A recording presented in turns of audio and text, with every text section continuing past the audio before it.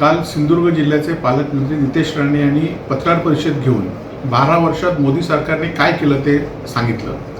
खरं तर मोदी सरकारने काय नाही केलं हे खरं तर सांगणे गरजेचं होतं। 12 वर्षापूर्वी मोदी सरकार येताना अच्छे दिन येणार म्हणून सांगितले होते, ते 12 वर्षात कोणाचे अच्छे दिन आले? 12 वर्षापूर्वी मोदी सरकारने सांगितलं होतं की प्रत्येकाच्या खात्यात 15 लाख रुपये जमा होणार, ते 15 लाख रुपये जमा झालेत काय? मोदींनी सांगितलं होतं 12 वर्षापूर्वी सरकार येताना डॉलरचा दर आम्ही स्थिर करू, परंतु डॉलरचा रेट 70 रुपयावरून 100 रुपये झाला, हे ते सांगण्यास विसरले आहेत। आवडीला की पेट्रोल डिझेलचे दर जे 12 वर्षापूर्वी 50 रुपये होते आणि 35 रुपये होते, ते आता 100 आणि 115 रुपयाच्या पुढे गेलेले आहेत, हे ते सांगण्यास विसरले आहेत। आज मोदींनी जेव्हा सत्तेत येताना सांगितलं होतं की प्रत्येकाला गॅस सबसिडीमध्ये देऊ, प्रत्येकाच्या घरात गॅस देऊ, परंतु सबसिडीचे आता 12 सिलेंडर 4 वर आले, हे नितेश राणे सांगण्यास विसरलेत की काय?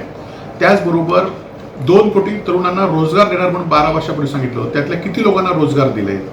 आज सिंधुदुर्ग जिल्ह्यापुरतं म्हटलं तर जे कॉफी टेबल आहे, त्या कॉफी टेबलामध्ये कणकवलीचं रेल्वे स्टेशन सांगितलं आहे, त्या रेल्वे स्टेशनाचं कोसळलेलं छप्पर त्यांनी त्या सांगण्यास विसरलेत की काय?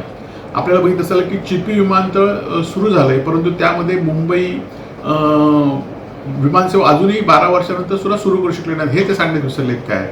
मुंबई गोवा महामार्ग 12 वर्षापूर्वी सुरू झाला, तो अजून पूर्ण झाला नाही, हेच ते सांगण्यात विसरलेत की काय?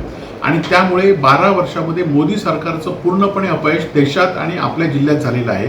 खरं तर अच्छे दिन अशा लोकांचे आलेत की जे पक्ष फुटून भाजपमध्ये गेलेत, त्यांचे अच्छे दिन आलेले आहेत आणि त्यामुळे सामान्य लोकांचे अच्छे दिन आले नाहीत, हे ते सांगण्यात विसरलेले आहेत। त्यामुळे नितेश राणेंची पत्रकार परिषद पूर्णपणे फसवी आणि बेगडी आहे आणि या जिल्ह्याचा किंवा भारताचा विकास झाला नाही।